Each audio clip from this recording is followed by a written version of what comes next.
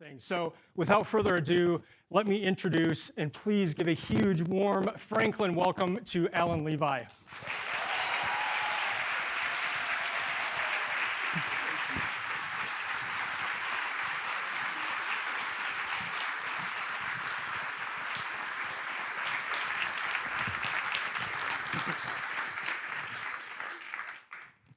All right, Alan, I want to start with a portion from the end of this book where there is a service going on, and Simone, the cellist, is in attendance, but he cannot play. But he is hearing a piece of music that he wrote. And he's hearing a master play this song. And here's what you wrote about that. For now, the strange providence of his injury allowed him to weep at the beauty of what he had written, and to hear his mentor bring the notes to life. And so that's my hope for you tonight, that you get to hear what this community has experienced through your book. You get to see their faces. You get to experience some, and that word of to weep at the beauty of what you have written. That's our hope for you tonight. Thank you. Well, thank you. I'd like to begin with an observation that was made by David Brooks in response to a book that he wrote himself called How to Know a Person. He said, writing a book about kindness is no proof that you are a kind person. Reading a book about kindness is no proof that you are a kind person. But buying a book about kindness is proof that you are a kind person. And by that definition, I am absolutely positive that this is a room full of kind people. So I have got to begin with thanks. I cannot thank you enough. We'll probably get into a little of the background of how Theo made it out from under my bed out into the world once I had finished it. But it is all, as I tell people frequently, the favor of God and the kindness of strangers. So thank you so much. You know, I've tried to trace where Karen got her copy of the book, and I could be wrong, but I think my friend Bebo Norman gave it to Al Andrews. Al gave it to Nita, and Nita gave it to Karen, and then Karen has given it to all of East Tennessee. There is a story told of Abraham Lincoln when he met the author of Uncle Tom's Cabin, and she was a diminutive person, but tall Abraham Lincoln leaned forward and he said, "So you are the one who started the war." Well, I kind of feel like that about Karen. She's the one that started all of this rolling, and so we will forever be in her debt. But to all of you, 1,000 thanks and 1,000 more. Thank you. I'm so honored to be here today. Well, good. Let's get started. I want to transcend time and space here for the first question. Okay. And I want to enter into the world of Theo of Golden. So let's picture ourselves. We're going into the chalice. We're walking right behind Theo. Okay. He's just gone in. It's a little after rush hour, so he can go right in and order his drink. What does he order? Espresso, yes. Thank you. He gets his espresso and he goes and he starts looking at the portraits. And he comes across one, and it's a 10-year-old boy. And he's just struck by it. He's just staring at it. And as we know from the book, he writes, the artist writes the name of who is in the portrait on the back. And so he picks it up and he looks, and it's Alan Levi. What does Theo see in that 10-year-old's face and eyes? There are nerdy kids in this world. No, I'll tell you what Theo would see if he knew a little bit about me. It would be one of 5 children who grew up in a very normal, ordinary American family with 2 parents who loved one another, who raised us to do good and to be polite and to study hard and to be good kids. But he might see somewhere in that face a kid who is curious, a kid who even early on had a sensitivity to beautiful things, loved stories, not so much books, but loved stories, and grew up around really good talkers who were good storytellers. he would have seen a little boy who didn't realize it at the time any more than his parents did, that he had been wired to create things and to be artistic with his time and energies. And none of that came to the surface in my life in any significant way until I was an adult, but I think it was always there. And he would have also known that even at 10, I drank coffee. Wow. And he might have asked me to join him. Yeah, my dad and I used to get up in the morning. My dad's a forester. He's almost 98 years old. And for some inexplicable reason, I used to like to get up before my dad if I could. He would get up way before daylight because he would leave to go to work usually 7 o'clock-ish most mornings. I would get up and I would try to get the newspaper before my dad could get the newspaper. Like I say, Theo's got this figured out. Weird kid. But I would get the newspaper and I would meet him at the kitchen table and he would make coffee for me, and it was like this much milk, this much sugar, this much coffee, and that's still the way that I drink it. I wrote a song about it years ago called Coffee for a Kid, which just made the point that sometimes as adults in the lives of our young people, we never know what sort of memories endure their childhood and mark them for life, for better or for worse. To me, that was a mark for the better. But I think that's who Theo might have seen. Yeah. Yeah. That's neat. And Great question. Then you went to University of Georgia, Yep. which many consider to be the greatest university in the Yes. entire world. So English degree, Yeah. English literature, 1978. 1980, you get a law degree, and then you work in law in Columbus, Georgia for 10 right. years. That's right. And then you moved to Scotland to study literature at the University of Edinburgh. That's right. So my question is, who was your career coach that let you get away with that in 1989? Yeah, that's crazy, isn't it? So let me just say this because it explains a lot of my life's trajectory. I'm a never married guy. And so what would seem very frivolous maybe or careless in the lives of most men my age, for me was really not too, it wasn't too bizarre. I did the law practice thing and enjoyed it for the most part. It was hard work, but law was really an exercise in using words to tell stories to persuade people. And when I went to Edinburgh, I came home and did music. We'll get into that in a minute. But I did the same thing. I used words to tell stories to persuade people. And now as an author, I'm still using words to tell stories to persuade people.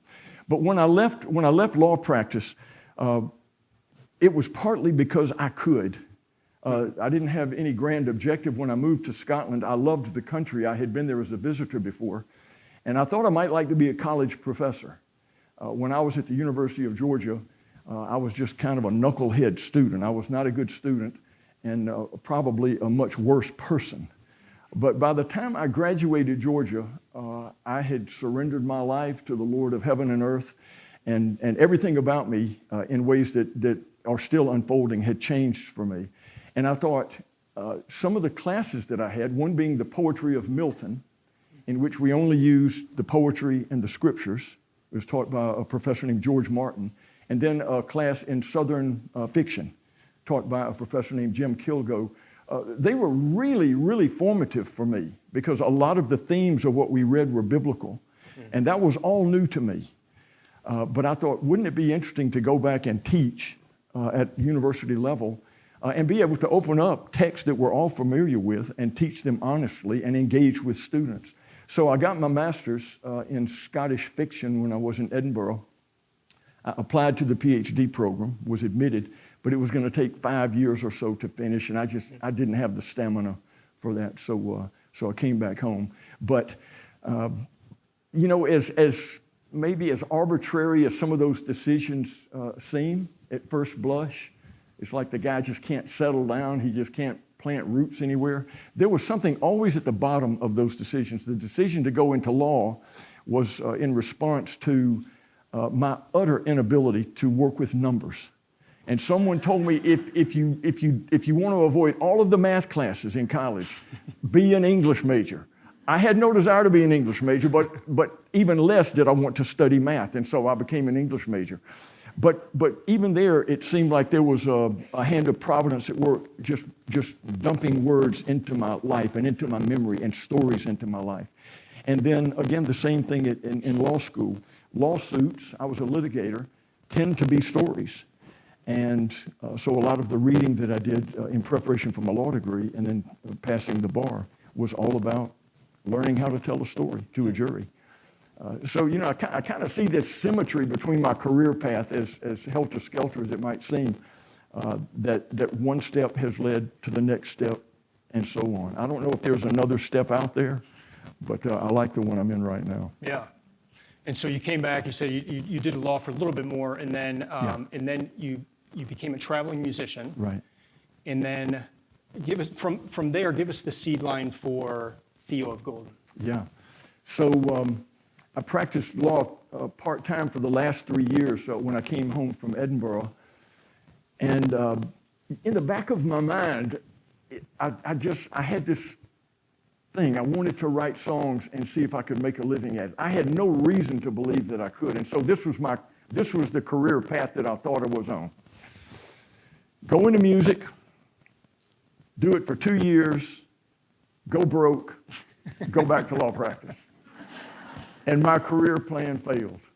After 2 years, I was able to make a living at it. I really enjoyed the work. And so I did that for about 15, 20 years-ish. Most of it was traveling around the country.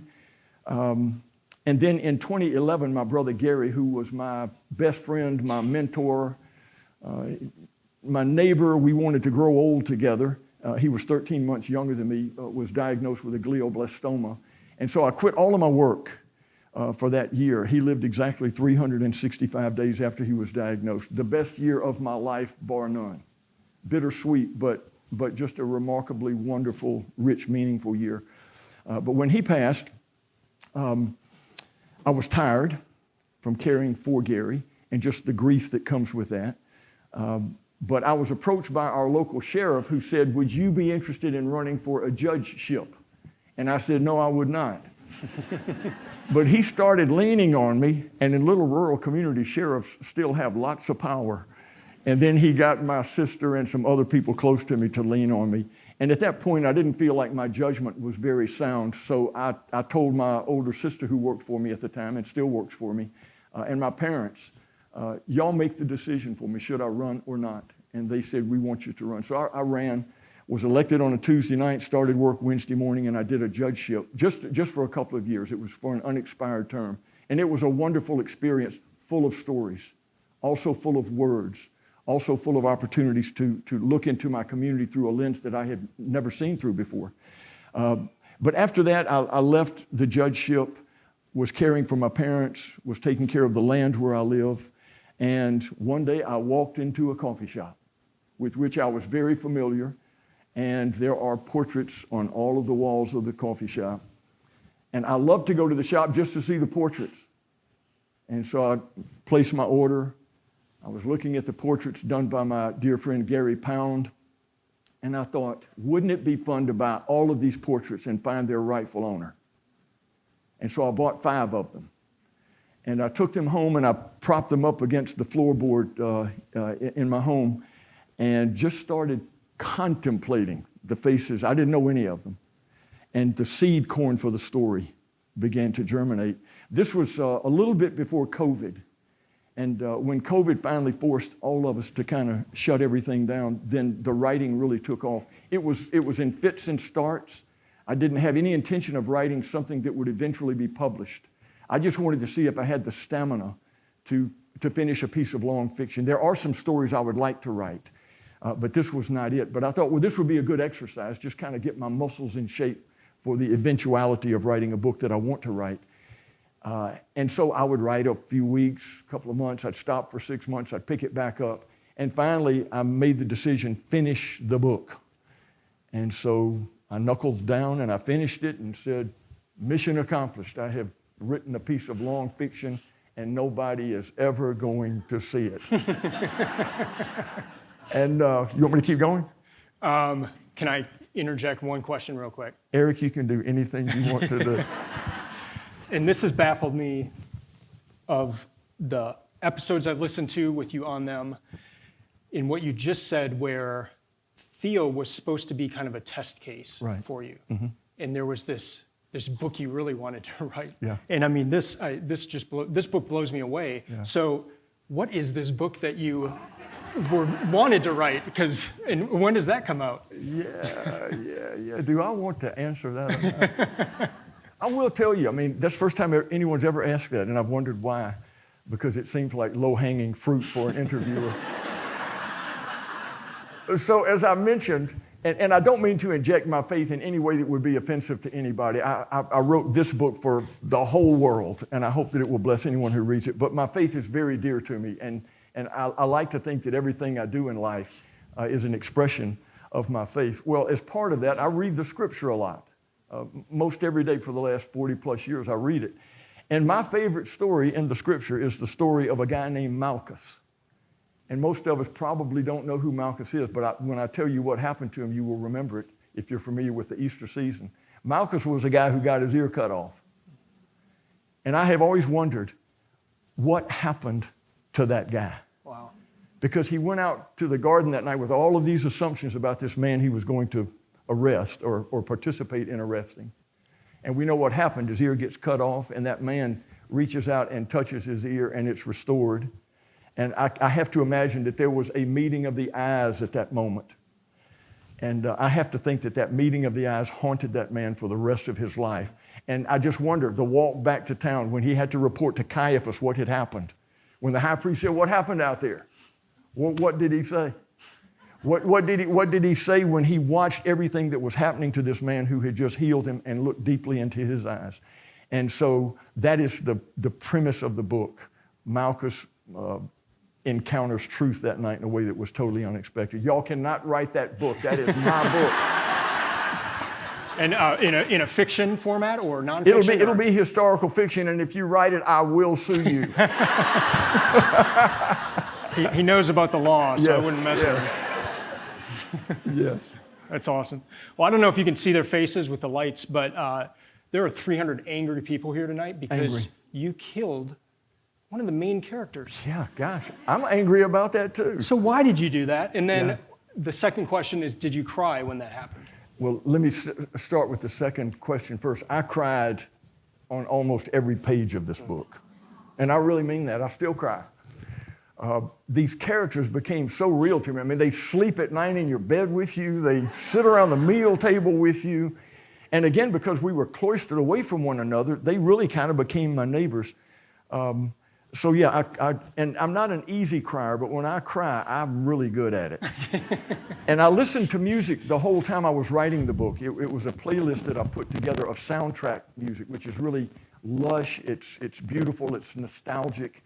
And there were times that the music would converge with the scene that I was writing, and so help me, it felt like the music just took the pen out of my hand and started writing the scene. Wow. So yes, there were times. But why did I do that? I don't really have an answer for that other than that it just seemed like the right thing to do. And maybe in defense of that decision, I would offer a couple of things to you. It is said, it is theorized that good art makes us feel something. And the fact that so many people feel that scene deeply, to me, says something about who we are and what we are like. Why does it bother us so much when good is taken from the world? If not for the fact that our hearts are made for good things. And the death of the old man with all of the charity that he did and the way that he lived his life, his disappearance, as tragically as it happened, it should have upset us. But honestly, too, just from a writer's standpoint and trying to figure out a narrative arc to the story, I just felt like that had to happen to end the story the way that I wanted to end it. And I knew really early on in the process how I wanted the book to end. But I didn't know yet that Theo was going to go the way of all flesh until I kind of got to that point of the story. Right. Will y'all forgive me, please? And that was kind of the overarching question there is just, Dr. O talks about writing as driving with dim headlights and fog on a curvy road, and you don't know what's around the next corner. Right. Some people write with a whole outline of the entire story, and they just fill it in. That's right.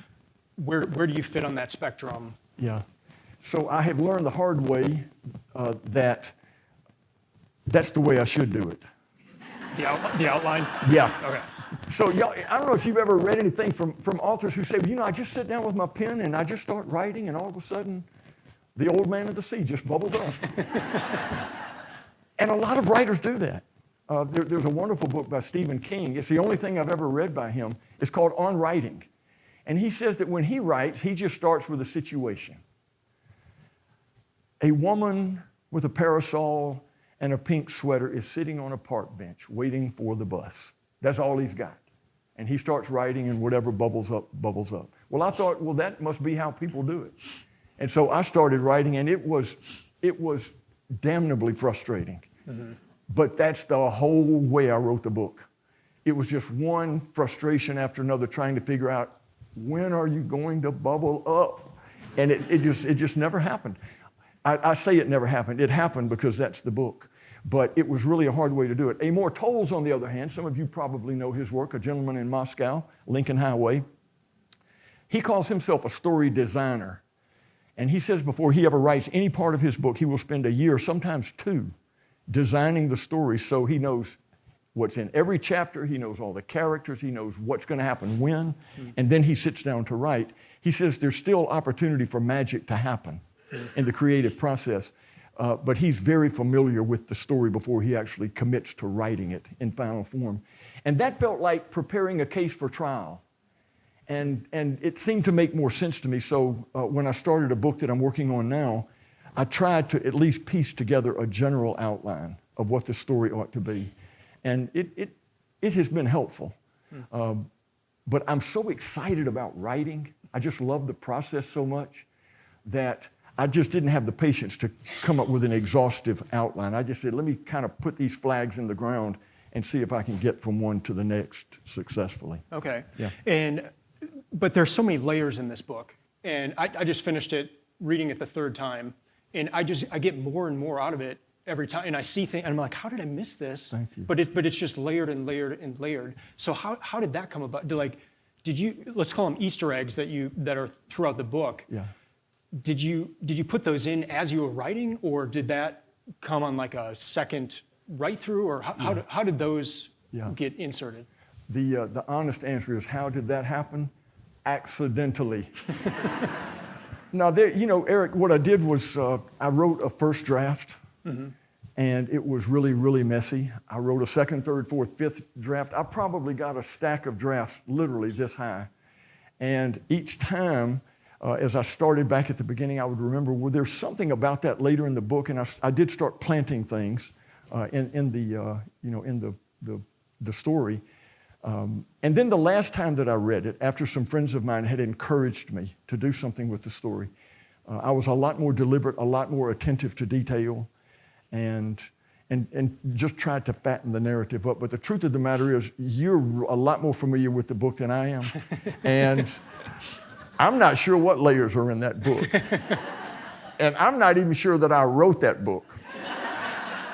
But yeah, there are themes that kind of run through the story, and I did try to be deliberate about that. Once I got into it, I realized, okay, I really want myself more than anyone, but I want myself to be challenged and readers to be challenged with a certain very potent ideas or themes so that they can take that with them after the story is finished and Theo is long forgotten. Yeah, well, it's a sign of a good book.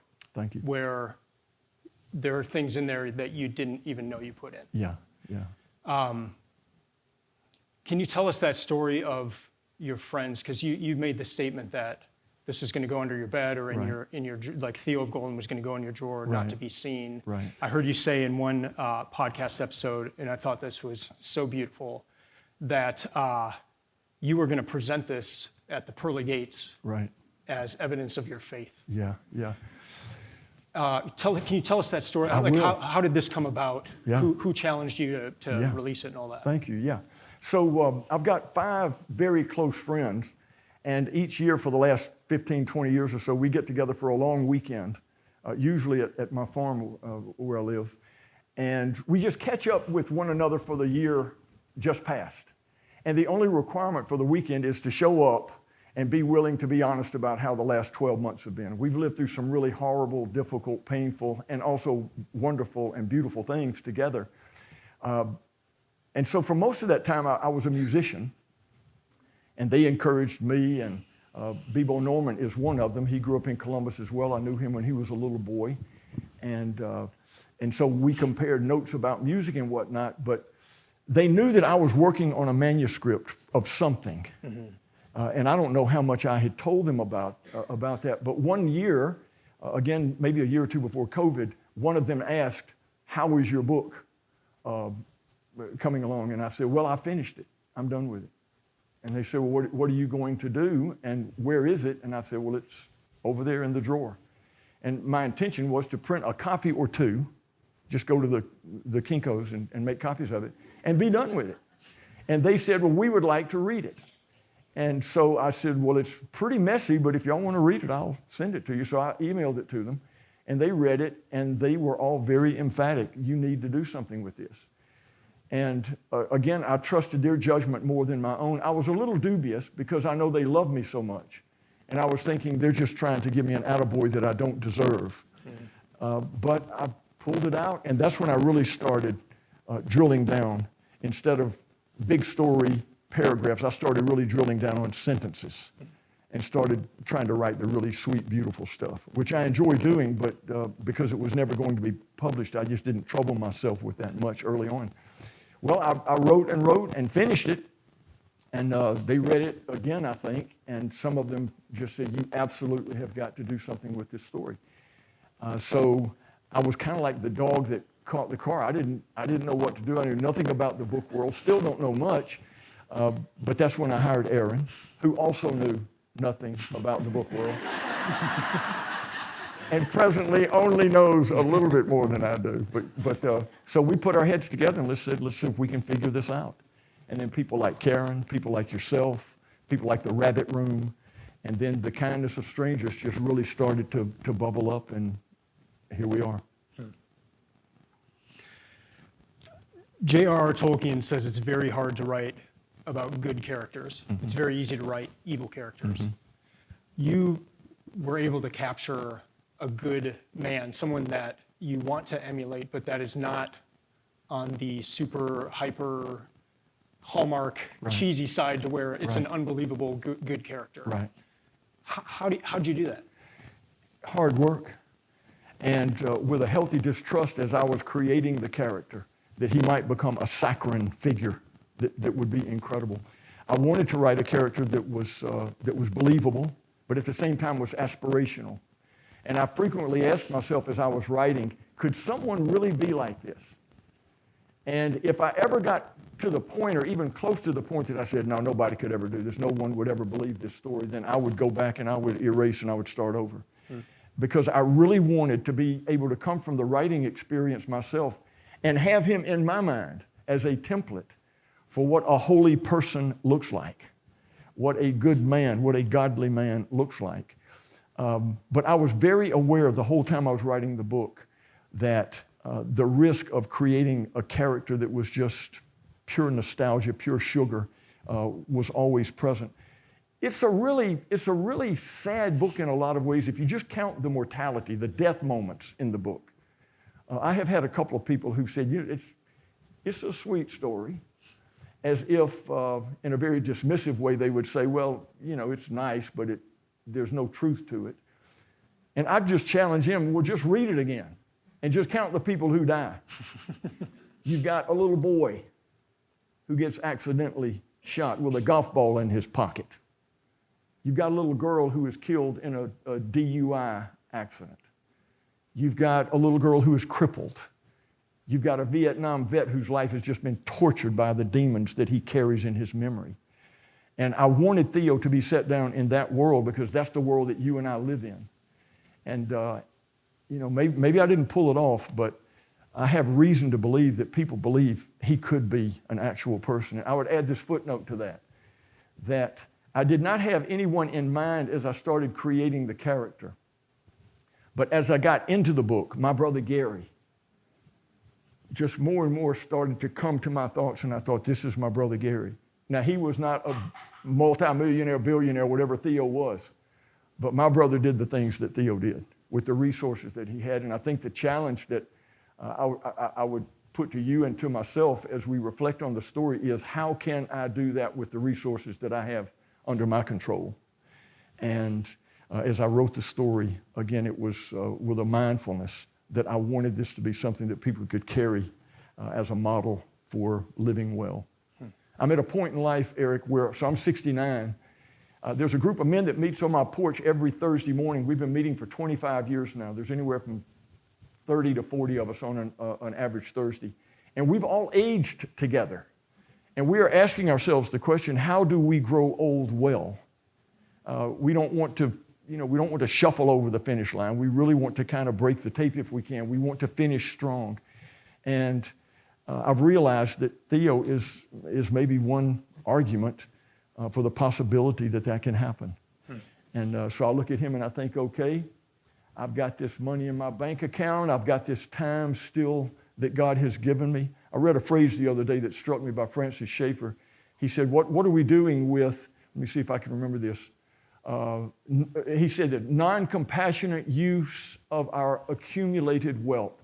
Non-compassionate use of our accumulated wealth. And I thought, do I have accumulated wealth of any kind? Time, talent, treasure, education, hospitality. Do I have accumulated wealth that is not being put to compassionate use? I think Theo is a character. He had a lot of wealth in many, many descriptive ways, but he was trying to put it to compassionate use. And I hope that maybe we'll do the same thing. Maybe. Why'd you call it Theo of Golden instead of in Golden, and did you consider any other titles for the book? I did. When I started it, I was working under a title, The Chalice at Light and Broad. The chalice, of course, being the coffee shop, light and broad being the intersection, both of those words being these beautiful, metaphorical kind of words, descriptors. But I realized as I started writing, the coffee shop really is not central to the story. It's the setting for sure, but this old man is what the story is about, and the circle of people that he gathers around him. You asked the question, why Theo of Golden rather than Theo in Golden? It just sounded better. The truth is, I have no idea why I did that. I thought you were maybe trying like a Jedi mind trick or something because he's not of Golden. And That's so true. That's true. It's almost, Theo of Portugal or Theo even of New York would almost make more sense. Yeah. But there's also an element that he's not Theo in those other places, or he doesn't go by that name. Yeah. You're a good reader, Erik. Well, Karen's got me beat. She's read it 5 times. No, so I think you could argue that Theo was of Golden, the Douro River in the north of Portugal. Douro means golden. Mm-hmm. And that was where he kind of sprang to life. That's where art came alive for him, the old fisherman on the shore. And that's where his sensitivities were developed under the tutelage of his grandmother and just the natural setting. But it really does have a better flow as a songwriter, and I know there probably are kindred spirits in the room along those lines. Sometimes you choose a word just because it just flows better. It may not be grammatically correct, it may not be the proper use of the term, but it just feels right. And I think that as I was writing the book, the musician side of my brain kicked in a lot. I read it out loud probably 3 or 4 times just to see how it flowed. And there were times that words got changed, whether they were the changes were correct or better English or not, because it just read more musically to me. But yeah, Theo of Golden. Well, it brought up so we did a reading group of Theo of Golden the last month. Thank you. It was awesome. We met at the church that's 200 years old here and had a great, one lady was like crying the whole time. I mean, it was just, it was amazing. But we talked about that question of why Theo of Golden. And the question came up, do we think Theo had kind of like, if we're talking like in a conversion sense, did Theo have like an abrupt conversion when he got to Golden? Yeah. Or was there a gradual conversion? Because he went from being a recluse to being this gregarious, and yes, he still needed his time alone and by the river every day, and he had his rhythms and that kind of thing. But it's almost like if there was like an abrupt conversion where the act of going to Golden was a major change in his life. Okay. That you almost get this aspect of Theo of Golden. Theo, he had to be in Golden for that aspect of it to happen. So I didn't know if you, like, when you're thinking of Theo kind of going from his time in New York to Golden, is it kind of a gradual change where he's becoming less reclusive, and or do you think do you picture him as like getting to Golden and just there being a major shift in his life? Yeah. I'm almost reluctant to answer it because I like the fact that maybe people would have different perspectives on that. For me, when his daughter died and he has his walking year, you might remember that he gets to the hilltop, he sees the children playing, he hears the dog barking, he sits on the bench and he weeps until he can weep no more. The murmuration of the birds happens in the distance. The sky is just full of these beautiful angelic clouds. And then I think the text says something along the lines that all of the images that he had seen in museums of biblical themes and the words of the priest and all of that came alive, it came together. And to me, that was the start, maybe. I mean, we're all kind of constantly being converted, you know, Christian or not. Our lives are constantly changing, hopefully, you know, from good to better to best. But I think for Theo, that was the pivotal moment. There is a scene that I cut. There were a lot of scenes that I cut from the book just because it was too long. But there was one in which we learned that in New York City, while Theo is a recluse, he was a gregarious man among a very small group of people. He had to be protective of his identity and his time and such. But he used to meet on a regular basis in a thing that he called the Hudson Consortium. The Hudson River was a neighbor to him. And this consortium was a group of 4 or 5 fellas. And they would get together, and the only requirement for admission was that you had to have a question and or a quote. And they would sit around and they would discuss the questions and the quotes. And the scene that I cut was Theo trying to do the same thing with what he would call the Oxbow Consortium. And he had 4 of the guys that are characters in the book. And it was a 40, 50-page section of the book. I hated to cut it out, but it kind of didn't fit. But I think if that had stayed in the book, we might have realized, yes, he was a recluse out of necessity, but he was not unsociable. Okay. I mean, there are a lot of creative people probably in this room who spend a lot of time alone. It's the nature of the beast. But it doesn't mean that you aren't friendly. It doesn't mean that you aren't communal in the way that you try to live your life.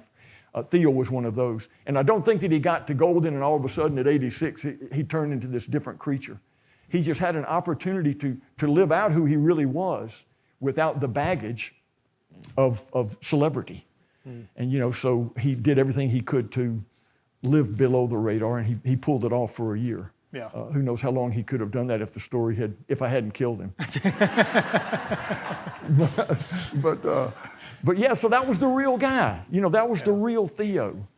And he had the luxury at that point in his life of being able to act on the better angels of his nature and to put into practice the things that were always there. And then when we read his obituary, I like to think that maybe we get the suggestion there, this guy's been doing this all along. He's been giving money to this. He's been giving money to that. He's been painting these pictures for this organization. He was trying to be as generous as he could under the constraints of his notoriety. Wow. I want to go back real quick to the 5 portraits that you purchased at the coffee shop. Did they have names on the back? They did not. Okay. They did not. I had to figure out for some way for Theo to be able to identify them, so that I added that in. The 5 that I bought, they are characters in the book. And so the whole time I was writing, there was Manette. Good morning, Manette.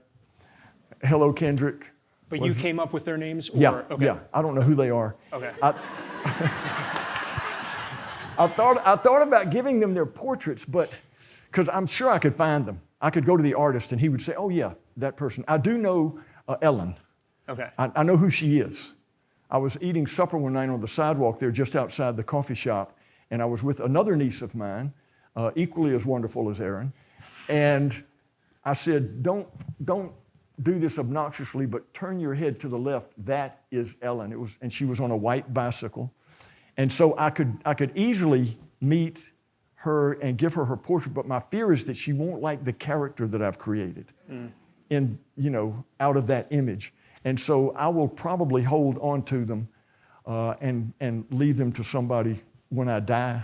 And then if they want to give them out, I'm bulletproof.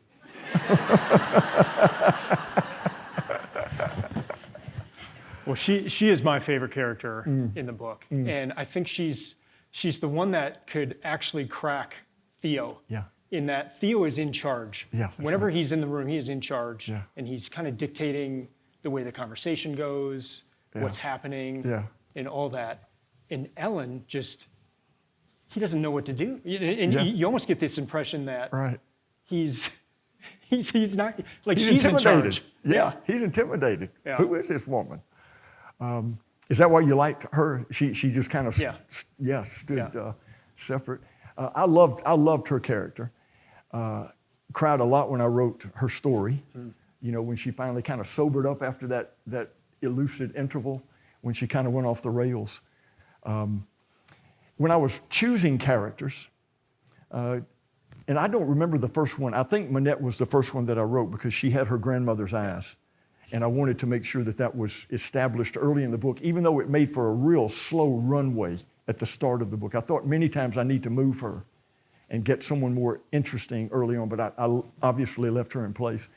But after I did her, I really did kind of do an inventory. What kind of characters do I want? What kind of characters would be the most unlikely friends of Theo? And I kind of came up with a list, and a homeless woman befriending this man of great fame and fortune seemed like an unlikely friendship, which had a lot of interesting possibilities to it. But I love her as a character even now as I try to write some more about her. Yeah. So let's go into that. So what's next on the book front? I'm still writing. Ellen has proven to be a real challenge, maybe because this time, since this has come out, there are expectations. There was no pressure when I was writing this one, and there is some pressure this time, and she has been very uncooperative at times. So much so that on one occasion, it's like she rose up out of the page and she said, "You pinstripe whore of Babylon."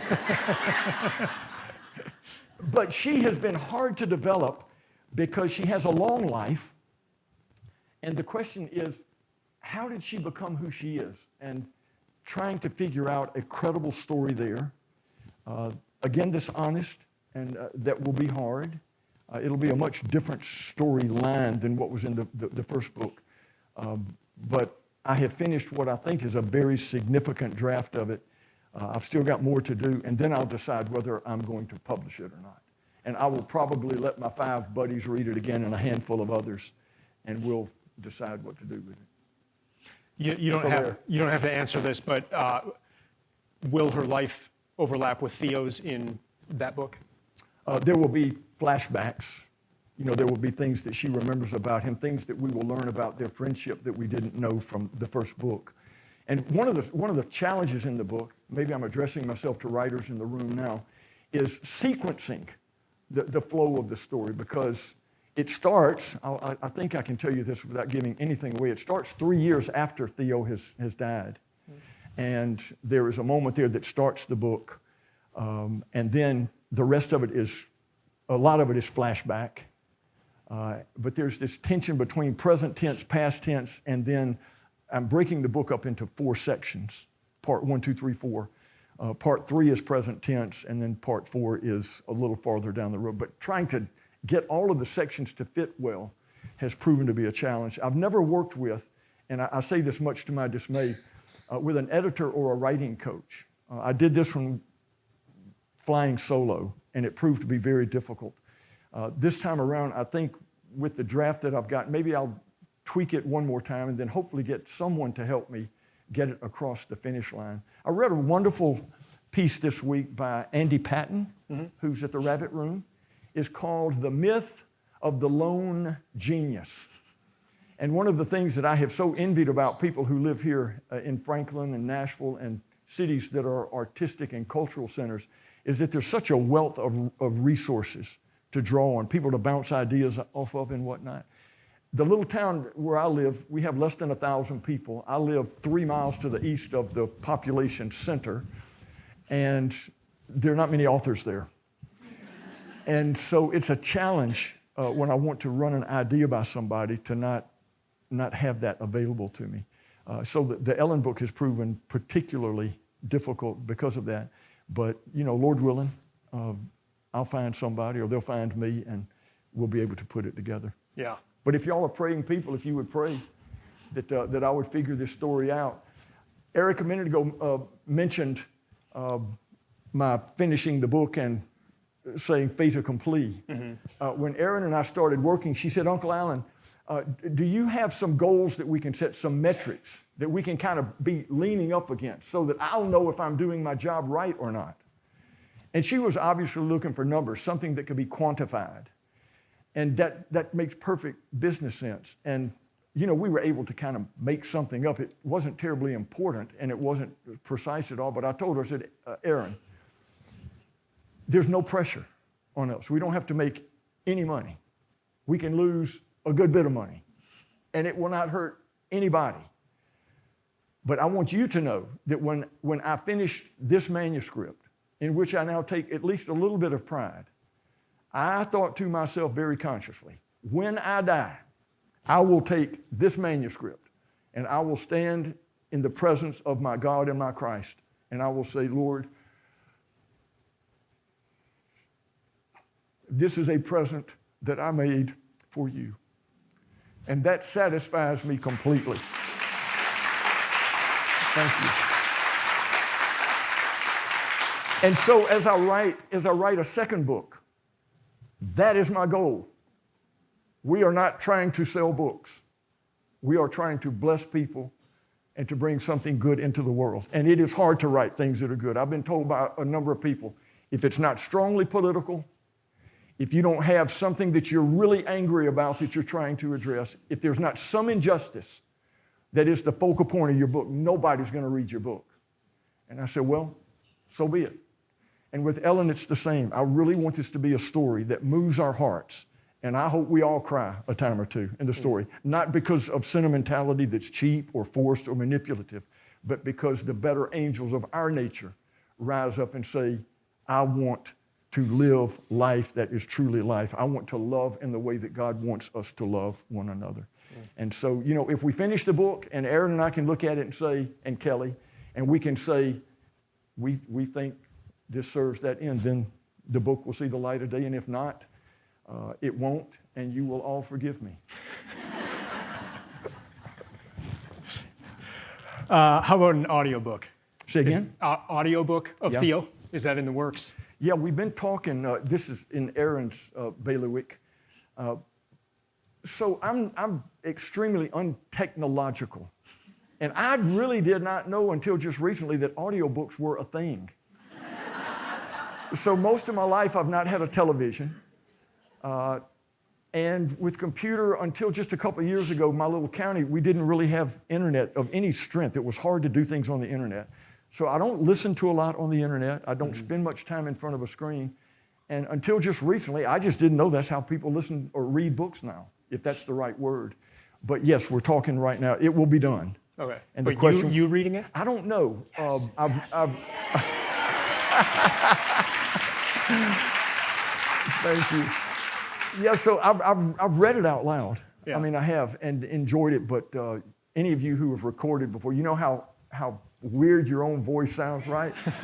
And whenever you see the record light go on, it just kind of makes your stomach flutter. Yeah. I just don't know that reading the whole thing, I don't know if I could get to the end of it in a lifetime.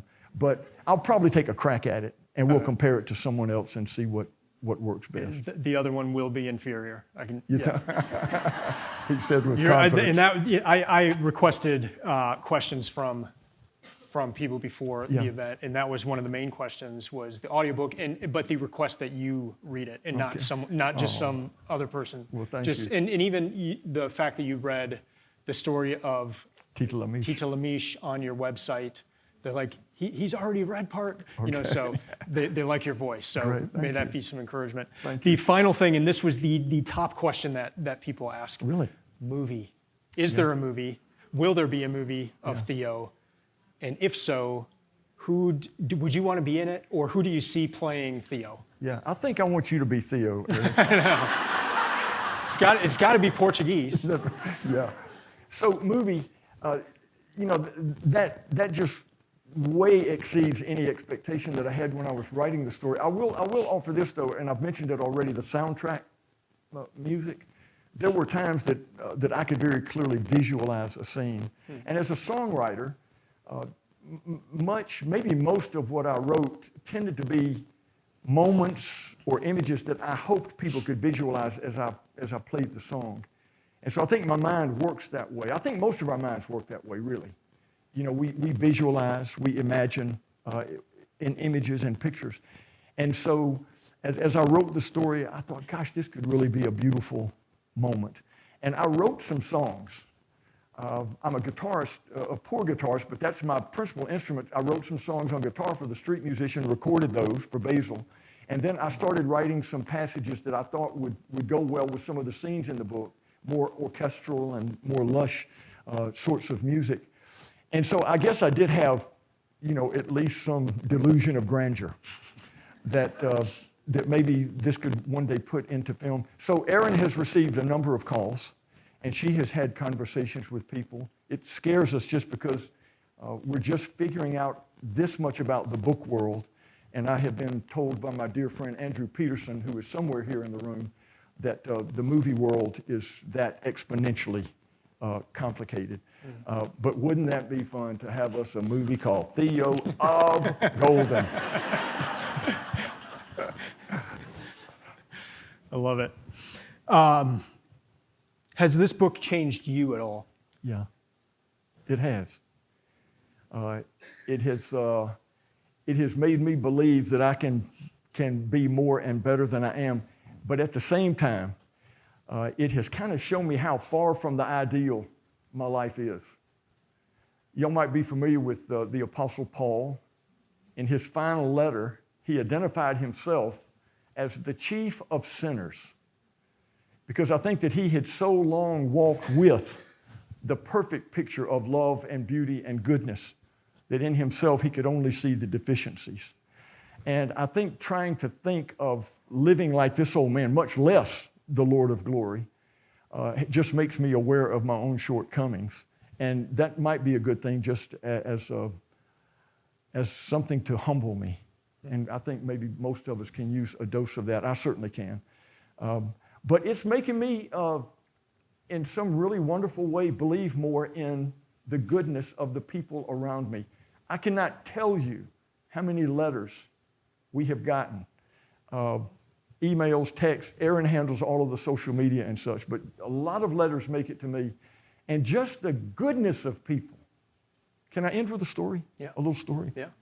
So Erin knows whenever I get discouraged that she better come in and bail me out because I'm getting ready to retire. And so every now and then she will send me a list of names, and she'll say, just call these people. And she might give me just a little line or two about them, but call these people, because she has had interaction with them. So Wednesday of this past week, I spent the afternoon, I called 10 different people, 5 of them bookstore owners, and then 5 individuals to thank them for reading Theo, and I heard their stories, and Erin knew that would give me a real burst of energy and enthusiasm, which it did. Well, back in March, she did that for me. She said, call Carol Conway. And she didn't tell me much about Carol Conway, but I got the number and I called Carol in March. Carol, my name is Alan Levi. I live down in Georgia, and I wrote this book, and I understand that you read it, and we had the most delightful conversation. And I asked her to tell me about herself. She said, well, I'm a retired school teacher, 35 years English. I taught, little kids, mostly in distressed parts of Chicago. She said, I loved my job. She said, I retired. I went to seminary classes of some description. I don't remember where she went. And then she started a class called Books We Should Have Read in High School. And it was a Zoom class with 50 or so students. And she said, we're going to read Theo of Golden. And I said, gosh, that is wonderful, but you do realize that there's no way y'all could have read this in high school. And she said, yeah, I know. She said, but Alan, my doctor told me that I've got 3 to 6 months to live. And the last book that I want to read with my students is Theo of Golden. Wow. And so I told Carol, well, I'm going to pray that you get a lot more than 3 to 6 months. She and I became buddies. And I'd call her and we'd talk. She called me one Friday. She said, Alan, tonight we are going to have a Theo Fest. Carol was Catholic.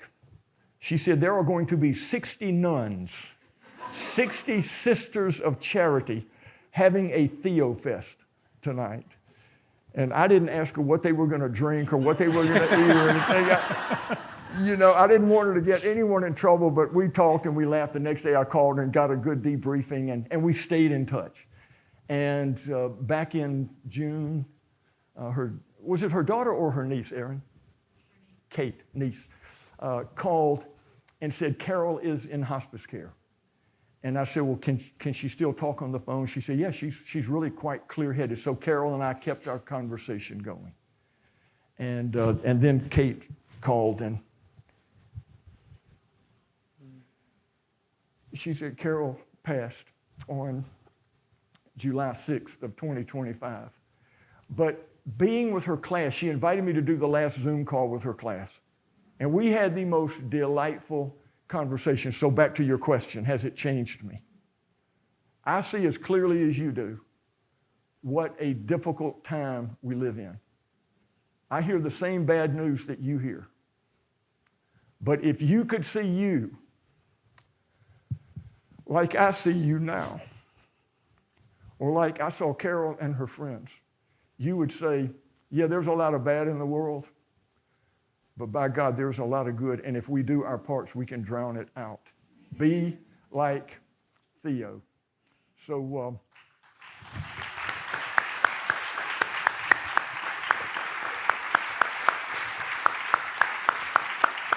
okay, one more thing. Yeah. I talked to my nephew yesterday, and he said, Uncle Alan, you talk way too much at these things. You need to. Well, I'm going to say one more thing. I want to thank Landmark Books. I'm reading the most wonderful book right now. It's called My Bookstore. My sister gave it to me last week. It's 80 chapters by noted authors telling about their favorite bookstore. If I were contributing to a book like this, and I lived in Franklin, there is no doubt what my favorite bookstore would be. But I do want to say thanks to Landmark, and I would remind you, especially you who live here, there is no such thing as an independent bookstore. Bookstores depend on you and me to survive. And I go to the library sometimes and check out books, but if I like the book, I always buy the book. And the fact that y'all have kept Joel and company and business down the street is a real tribute to you, people who live here in Franklin. But no matter where you're from, support your local independent bookstores by trading with them. And thank y'all for this afternoon. This has been a real treat. Thank you. Yep.